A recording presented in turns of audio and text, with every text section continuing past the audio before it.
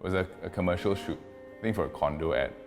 And then they said, oh, so what mix are you? I was like, oh, I'm Indian Chinese. So you're not Pan-Asian? Then the guy behind on the panel, he laughingly said, have you ever seen an Indian guy on a condo ad? I didn't have anything to say. My friend told me very clearly, you know, my mom and dad tell me not to hang out with you Indian people.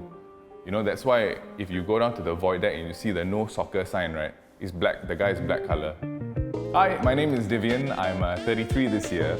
I'm on radio on Kiss 92 with the breakfast show Maddie, Andre and Divian. And I'm also the founder of Storyteller Productions and the platform We Are Majula.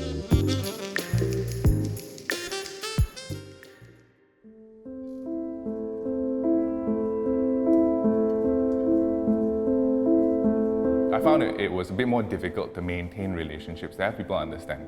So there was a mix of it. There was a mix of submitting and I didn't feel very good about myself. Always taking the brunt of the joke, okay, yeah, this is very funny. So it's that kind of turmoil that I went through. And I think particularly for mixed people, right? When you go back to like my Indian friends or my Indian relatives and I tell you know what these guys said, then they'll respond and they'll tell me, but you're not even that dark. What are you complaining about? So you kind of get straddled, caught in this like no man's land kind of place, you don't really know what to do. So it caused me a lot of distress. In a way, instead of trying to have them understand how I feel, I tried to be more different.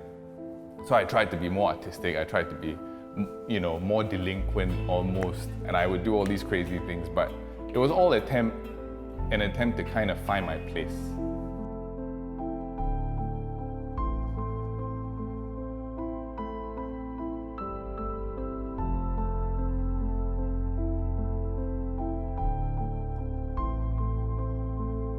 I remember first starting out in the media industry, in every one of these auditions, the criteria is like, you gotta be Pan-Asian. I remember I made it for one of these auditions, and then they said, oh, so what mix are you? I was like, oh, I'm Indian Chinese. You're not Pan-Asian? Oh, I'm so sorry. Somebody should have told you that we were looking for Pan-Asians. And I was like, so you think I look Pan-Asian, but now that you found out I'm not, I can't do the audition? Then the guy behind on the panel, he laughingly said, have you ever seen an Indian guy on a condo ad? I didn't have anything to say. All these things were very confronting because in a society where you grow up wanting to be the same as everybody else, wanting to be equal, you suddenly realize maybe you're not, because the opportunities presented to you don't seem to be that fair.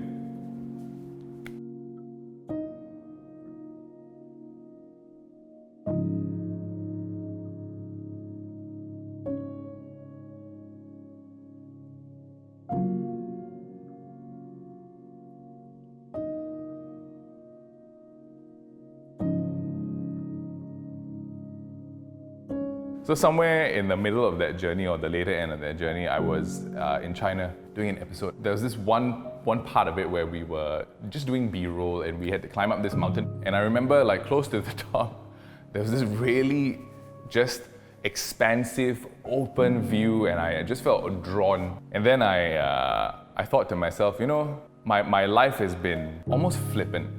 What happens if it all ends here? I was in a place where I was just fatigued, tired, didn't know where to go, didn't know if Storyteller was going to work out.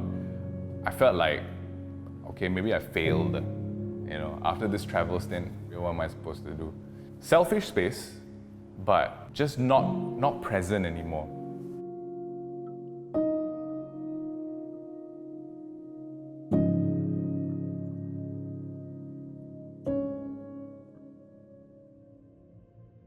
And then everything came rushing back. This surge of emotion came rushing back. I don't know how to explain it, but I kind of broke down for a little bit and I thought like, what the hell are you doing? You got family, you got all these things that really matter, that are of real wealth, real importance, real meaning. What are you doing? And then I realized, okay lah, maybe I am a bit depressed. So I got away from the edge of the cliff, made it all the way to the top, and then realized that I was never, ever going to put myself in that position again. Because the one thing that came to me as I broke down was that I am the sum of a lot of other people that care about me. I'm the sum of my parents, my close friends, the people that I work with, my colleagues. So I can't give up all of that, all of what they've given me, just because I don't feel good about myself.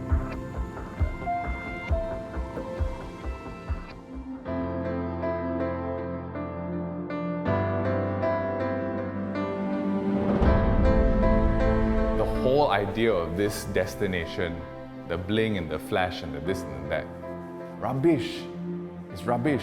When that flipped around 180 and the priority became do all this, earn all this, work this hard so I can spend time with the people I give a shit about, the problems, they didn't matter because I'm doing something that affords me the time to live my life.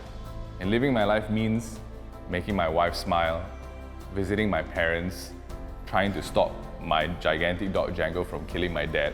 These are the real things. I start to realize that all these interactions with these people, what I do for them, what they do for me, that is the real value of my time here.